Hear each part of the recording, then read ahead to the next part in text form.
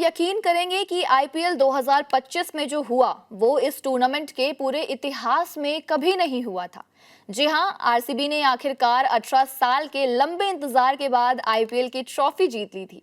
Fans ने जमकर इस मच अवेटेड जीत का जश्न मनाया था, लेकिन अब जो खबर सामने आई है उसने सबको हैरान कर दिया है।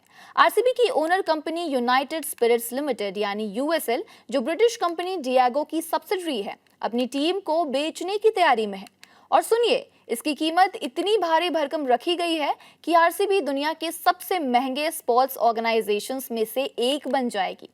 यूएसएल आरसीबी के लिए $2 बिलियन यानी करीब 17,762 करोड़ रुपए चाहती है।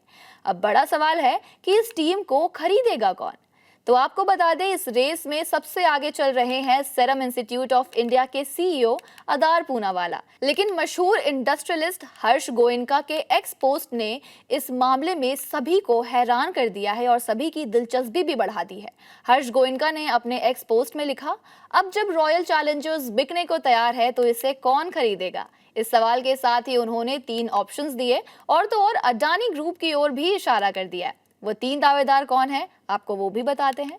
पहला तो पूनावाला ग्रुप, दूसरा कोई ऐसा व्यक्ति जिसकी नेशनल फ्रेंचाइजी में 50% हिस्सेदारी है और वो उसका एकमात्र मालिक बनना चाहता है, और तीसरा एक पश्चिमी समूह है जो सब कुछ खरीद रहा है।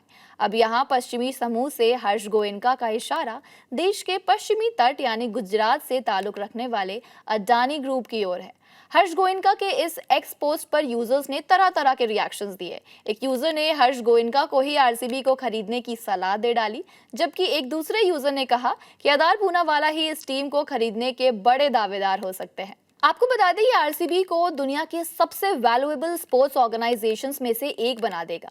डिएगो के लिए आरसीबी एक नॉन कोर बिजनेस है, इसलिए वे इसे बेचना चाहते हैं।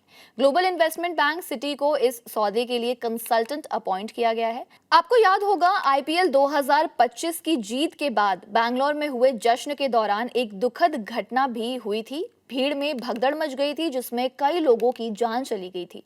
उस घटना के बाद से ही टीम की बिक्री की अफवाहें और तेज हो गई थी। तो अब सवाल यह है कि क्या अदार पूनावाला सच में आरसीबी के नए मालिक बनेंगे, और क्या आरसीबी की किस्मत 18 साल बाद ट्रॉफी जीतने के साथ साथ अब करोड़ों शरोड़ों के सौदे में भी बदलने वाली है।